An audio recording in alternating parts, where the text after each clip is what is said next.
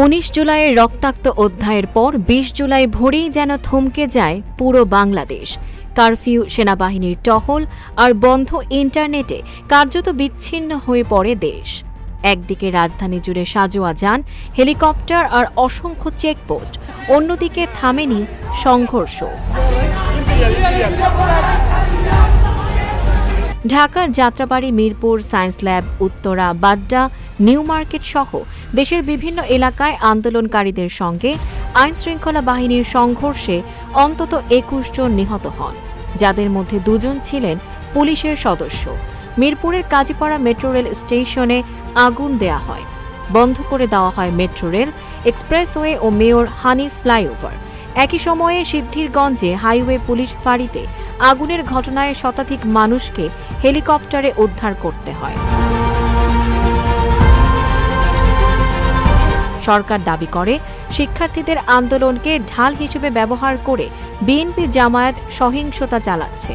তবে বৈষম্য বিরোধী ছাত্র আন্দোলনের সমন্বয়করা বলেন, ধ্বংসাত্মক কর্মকাণ্ডের সঙ্গে সাধারণ শিক্ষার্থীদের কোনো সম্পর্ক নেই। দিনের সবচেয়ে আলোচিত ঘটনা ঘটে গভীর রাতে।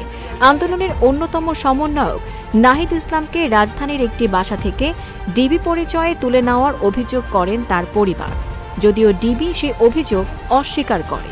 নাহিদের খোঁজে বের হওয়া সার্জিস আলম, হাসনাত আবদুল্লাহ ও হাসিব আল ইসলামকেও পরে অজ্ঞাত পরিচয়ের ব্যক্তিরা তুলে নিয়ে গেছে বলে অভিযোগ ওঠে।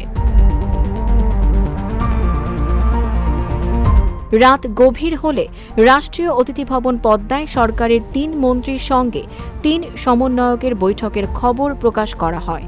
সরকারের পক্ষ থেকে জানানো হয়, শিক্ষার্থীরা ৮ দফা দাবি দিয়েছে এবং কমপ্লিট শাটডাউন প্রত্যাহারের কথা বলেছে। কিন্তু কিছুক্ষণ পরই আন্দোলনের পক্ষ থেকে পাঠানো এক বার্তায় জানানো হয়, সমন্বয়কদের জোর করে মন গড়া বক্তব্য প্রচার করা হচ্ছে। পূর্ব ঘোষিত ৯ দফা দাবি বাস্তবায়ন না হওয়া পর্যন্ত কমপ্লিট শাটডাউন চলবে।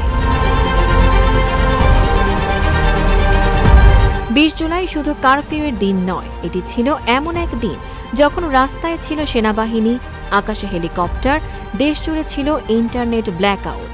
আর মানুষের মনে সবচেয়ে বড় প্রশ্ন ছিল, সমন্বয়কদের সাথে প্রকৃত অর্থে কি ঘটছে।